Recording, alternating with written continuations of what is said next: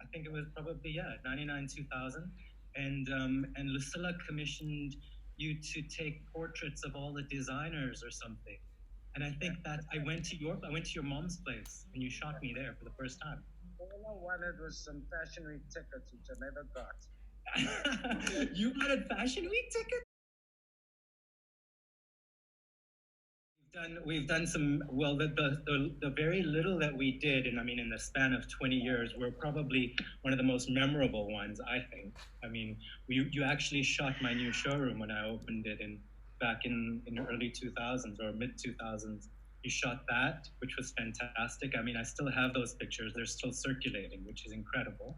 And then you shot the Obama campaign for me when I made his suit. We did a campaign for that, and you shot that. That was incredible. Just call me if you can get hold of me. I was finished the shoot. I see like an Audi Q, like 400 pull in. Then a couple of BMWs as I was like, Jesus, Emma's fucking arrived. I don't know what the fuck I'm going to do. And then it came to him and he got out and he came out with like 300 suits, but most of them are model sizes. And I'm kind of Corona size at the moment. So, not that we didn't end up with a great suit, but there was a double-breasted jacket that perfectly, if that button didn't have to go to there. So, yeah, he put me in something amazing. That was a Donegal tweed. It was a Donegal tweed, a cerise ruby Donegal tweed jacket. It was just beautiful. It was wool and cashmere, and a little bit of a baby alpaca, and with matching houndstooth. Well, it wasn't matching, but it was houndstooth trousers, like a black, red, and cream houndstooth, also in wool. Just beautiful. I mean, you can actually feel the fabric just by looking at it. Shouting, who got a fire? I think it means what the fuck are you talking about? I'm allowed to shout at the photographer. It's one of those times. But it did make me feel like screaming in Italian.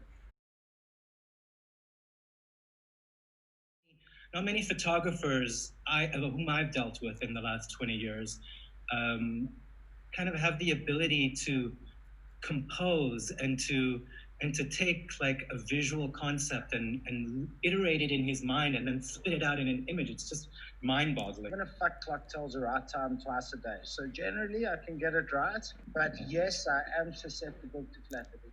Thank you. Firstly, if you go there and you have one made, if you're lucky enough, you get a whole lot of people standing around you with iPads and they don't balk at your measurements. And it's a process where you come back 6 or 7 times.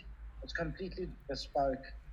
And when you put it on, you feel like fucking George Clooney. There's no other way. And that's really important. I mean, even if you can just afford one suit in your life, then that's what you have. I don't wear suits often, but when I do, I look like a fucking champion. Will work for tweed. I've got my my Apple Music favorite Bollywood favorites music soundtrack, so I've got that in the back. I do. It's all the best. It's all the best tracks from the top 10 Indian movies, which is just fantastic. So it depends what mood I'm in. I could also go like hardcore house, or I could do some beautiful 70s. Just, it depends what the mood is. My favorite song at the moment is that I'm playing the 10-minute extended version of is Dua Lipa's Don't Start Now. Makes me feel happy. It's got a good bass line, and you're lucky you're not shooting with me because you'd have to hear it on repeat for most of the day.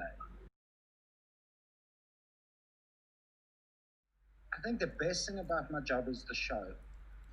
Like, kind of the actual final product of the shoots, whether it goes in a mag or whatever, it's an after product. I love the actual shoot day. I love putting on a show. I love moonwalking around the studio. I love having fun and I love interacting with people and making pretty things. I mean, like above all, I think they're quite aesthetically fascist in a way. Like I like things to look perfect, even though I'm not a perfectionist. But anything less than perfect's not great. But most importantly, like I love my show. Love going to work and putting on a show and coming home absolutely broken because I've put a lot of energy into it. That's what I love. I missed the interaction with clients. I still got my creative fix because I worked from home. But what I love about what's really amazing about this what I do is you know how you feel when when you look really good and you're looking in front of the mirror and how you feel really confident and you look really amazing. So it's having a client feel that way and telling you about it, saying that I felt so confident. I felt like I, nailed that event or that meeting, or, I just for whatever reason, and then knowing exactly how he feels, because we all feel that way when we get dressed, and just knowing that it was me that did that for them, which is really satisfying. It kind of just needs to be delicately seasoned with salt, parsley, and garlic butter. So just butter and fresh garlic. Fresh ingredients, key, and the prawn has to be not a freshwater prawn. It needs to be a saltwater prawn. Butterfly your prawns, and then make the garlic butter on the side. A little bit of salt, drizzle it over in the oven, under grill, high grill, for literally 7 minutes. The moment they start curling up and turning pink, it's done. Cook fucking everything. Breakfast, lunch, and dinner. For 3 months now. What are we on day 102? That means I've produced, I don't know how many, and my maths isn't that good. I'd say I've cooked about 5,000 meals since COVID. So still with the same comfort, still using the most amazing fabrics, but a little bit more easier, a little bit more room. So instead of doing like a catch-on the waist, we'll do like a drawstring, or, instead of doing like a track pant, we'll do like a cashmere silk sort of like sleeper. So really I've been exploring luxury meets intimate wear, but like luxury in the true sense in terms of fabric, of what we can use and still maintain the ethos of what Row-G kind of still does. No one can see this beautiful face through a mask. Now you really have to depend on your personality, Steve. It doesn't really matter what you wear at the end of the day. If you've got confidence, if you're a guy and you have chivalry and you're a feminist, and if you are if you're confident and you're kind, and it doesn't really matter what you wear. Those are the most important things. So bad style is being ignorant. Bad style for me is not knowing what to wear. It's just not having a sense of empathy and understanding what's going on in the world today and what's required of you as a human. My jeans might be a bit too skinny. I might be a bit of a gorilla in stovepipes, but that's how the fuck I roll. And as long as you're comfortable like that, then that's cool. Over the decades, there were different definitions of luxury. And I think that the overarching one today is